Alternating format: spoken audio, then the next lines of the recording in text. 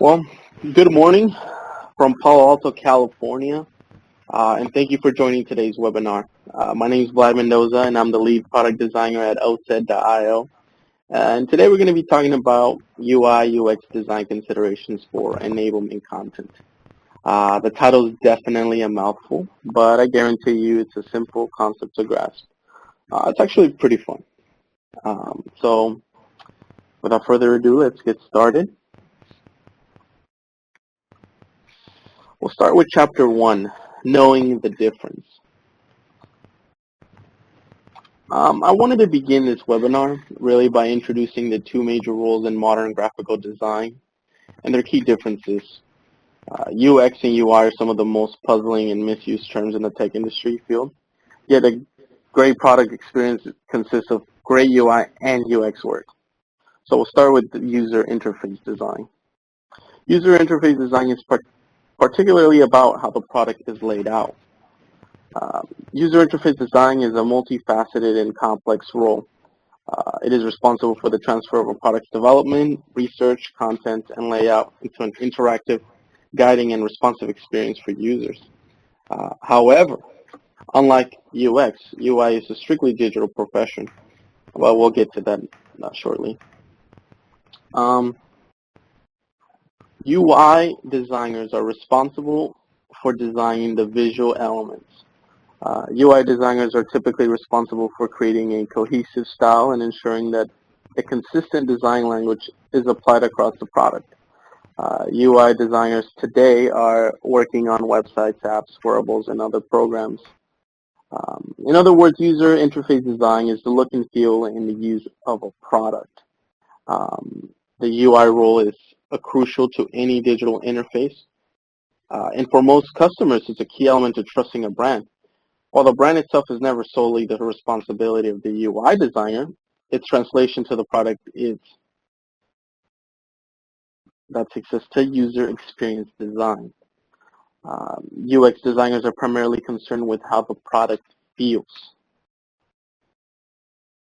Now, the UX designers explore different approaches to solving a specific user problem. The broad responsibility of a UX designer is to ensure that the product logically flows from one step to the next. UX design encompasses any and all interactions between a potential and an active user and a product. As a design process, it could be applied to anything: cars, software, as service, web development, and so on. The UX role is complex and challenging. Ultimately, the aim is to connect the company's business goals to a user's needs through a process of testing, refinement that satisfies both parties. These guys are, in other words, the architects of how everything flows. Think of it as the architects who determine what a door does, how it opens, how an elevator moves, in contrast to a UI designer, which handles a lot more of the paint, of what it looks like, how a certain color can promote a user to open it. So that's a good way to kind of, tell these apart. Now, do things make sense? Is this the fastest and easiest way to do this? These are some of the questions that an experienced designer might ponder. Also, it's very important to know that typically UX design goes before any UI design, because you want to do research, you want to do sketches and general wireframes first. Then, once you've got the broad strokes nailed down, you work on the UI design to bring it all together so it feels beautiful and well-designed product. So now I hope you guys have a good idea what these two roles mean and what are some of their responsibilities. And we can move forward. Chapter 2, Why Enablement Content. Now, as I previously mentioned, UI and UX designers both have opportunities to work on websites, apps, wearables, etc., etc. So why build enterprise-facing solutions? A really, really, really good question. Well, that's because enablement content enhances everything. Now, research by the Aberdeen Group reveals that content enablement leads to 62% higher team quota attainment, 205 more revenue growth, 725 higher sales velocity, and 23% increase in lead conversion rate in organizations with structured sales and marketing enablement programs versus organizations without it. That's how powerful it is. Chapter 3, identifying the problem, because we can't really fix it if we don't know what's wrong, right? Enablement content. Your enablement content is vital to your financial vitality. Demos, guides, how-tos, playbooks, all this content can be hard to create and maintain. Some of the common problems include the lack of integrated search, lack of hierarchy, intrusive interfaces, low content discovery, outdated content, and much more. Likely is user interest. Now, user interest has some really interesting data. Only 15 to 25% of users will trial a service after discovering marketing enablement content. And a 5% increase in retention rates can raise profits from by 25% and 95%. Some other stats for user behavior include 50% of sales are returning customers. That's according to the 2015 B2B Web Usability Report by Co-Marketing. $1 spent on marketing equals a $44.25 return, according to Salesforce. 88% of users don't return to bad interfaces. Now that's a big one. 88% of users do not return to bad interfaces. That's according to a study by eConsultancy.com. 85% of users want better mobile sites. 85%. 65% of sales reps never find the right content. That's according to Salesforce.com. And much more. There's a lot more data behind this. So, brings me to this. How do we bridge enablement content and user interest while solving these content problems and keeping user behavior in mind? How do we accomplish that? And well, you got it by awesome UI and UX design. We're going to use the best UI and UX practices to tackle these issues and ultimately close this gap. Which takes me to my next point. Chapter 4, understanding the solutions. Care about your content like you care about your product. And what does that mean? Well, that means that you should use the same level of detail and patience that you'd put into your product to your content. Now here are the 6 go-to solutions to make your enablement content a little more powerful and effective. First, we have content ecosystem. In a content ecosystem, all your technical marketing assets are easily available. Such ecosystem must support the creation and maintenance of such content. Number 2, searchable content. As I had mentioned in the previous slide, one of the biggest problems with enablement content is the lack of a unified search engine that empowers the user to find what he or she is looking for. So searchable content is very, very important for finding the assets that you're looking for. Number 3, structural hierarchy. Good stories have good structures. Help your user digest and retain your information by building structural hierarchies. You can also use these hierarchies to facilitate the behaviors and make sure that he does not get lost while navigating through your content. Number 4, full format support. Now, people learn in different ways. Not everyone consumes 100-page PDFs. I can't believe people are still making those. Most of the time, you'll notice that enablement content comes in such a wide range of formats. These can be PDFs, demos, videos, and so on. So you'll want to keep that in mind next time you're authoring new content. Number 5, mobile ready. It's 2017. Isn't all content mobile optimized? Nope. You'd be surprised at how common of a problem this is. Always make sure that your content is ready to be accessed on any device, desktop, or mobile. And last but not least, number 6, lead capture. When you're putting such a great effort in creating effective content, why not capitalize on it? Now, there are some bad ways to execute lead capturing, but overall, it is a UX must. Give your users what they want, and that's your content. Now, there you have it, folks. The 6 must UI UX design choices to make content enablement a lot more effective. Now, I'd like to take this time to talk about how we implemented these solutions into our platform, which brings me to my next and final chapter. Now, bear with me. I know this is a little bit condensed, but I hope that information here is making sense to you. So we're going to go into our last chapter of how we did it. And how we did it at Oset.io. All your enablement content living harmoniously in one place. So this page right here is referring to the first of the 6 must-dos that we went over. Now, imagine all your sales and marketing content living together under one platform. That's pretty much what we set out to do. We were bridging the gap between sales reps and technical marketing managers. So we realized that building a unified library was essential. We enabled collaboration and promoted intercommunication between marketing authors and sales reps. So think of it this way. All the assets authored and created by your technical marketing managers were readily available to your sales force, to your sales reps. So that alone gave us so much value because we realized this was a big issue to host and to have a home for all of these assets to live and for them to be easily accessible to the 2 major roles. We gave the user the content they searched for, the easiest and the fastest way possible. Now, search tool was extremely important for us. We didn't want to take the risk of the user missing the search tool, so we gave a hierarchy by placing it in the center of the toolbar. We spent the next weeks working on how the search results loading time.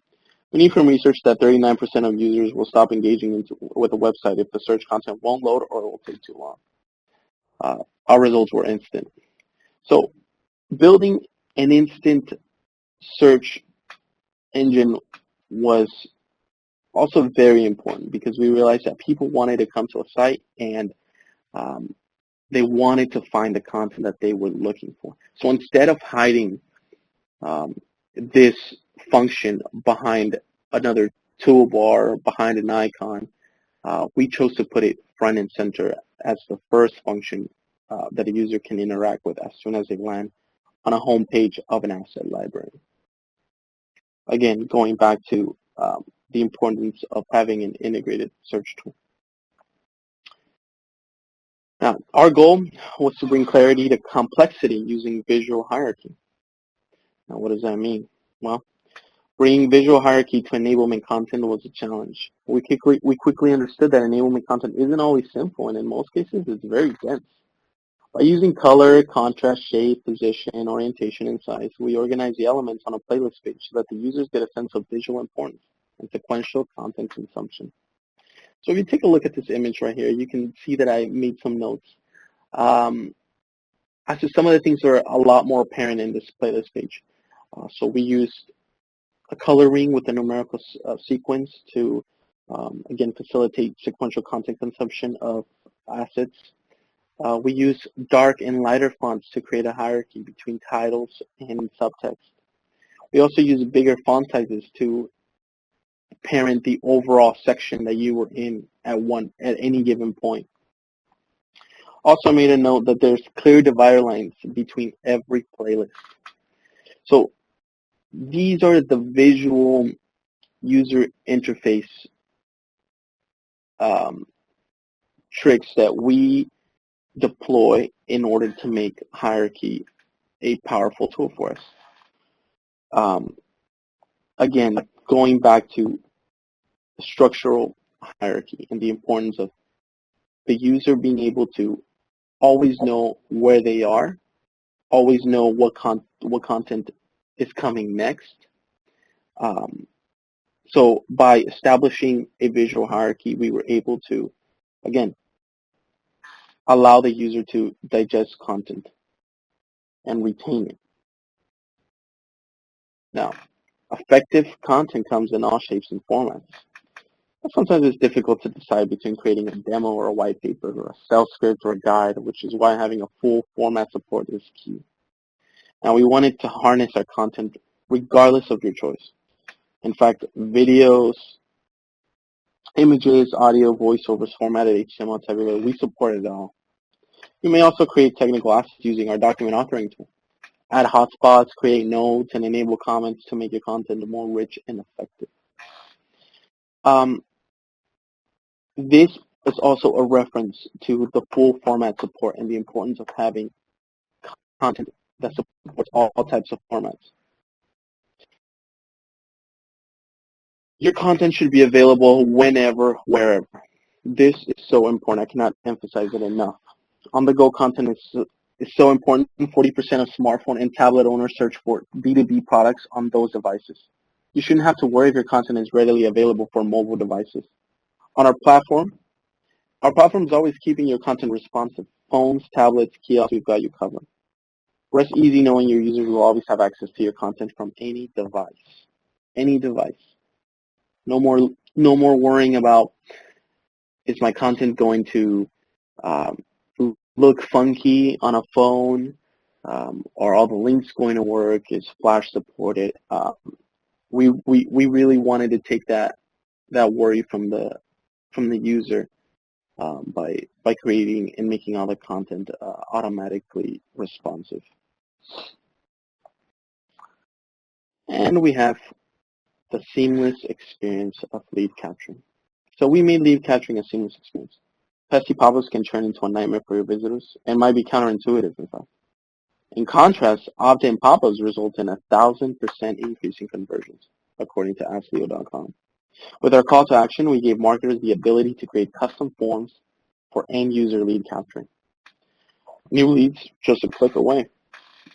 With this tool, we allowed marketers and authors to determine what data it was that they wanted to capture, where they wanted to capture it, in what chapter, at what point of their users' content consumption can they opt in to receive extra information. We felt like this was again one of the key features in order to really convert your work, convert the hard work that you put into creating such great content.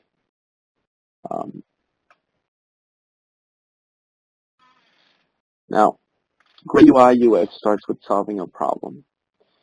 User interface and user experience design will continue to serve as a vessel for the evolution of enablement content and its consumption.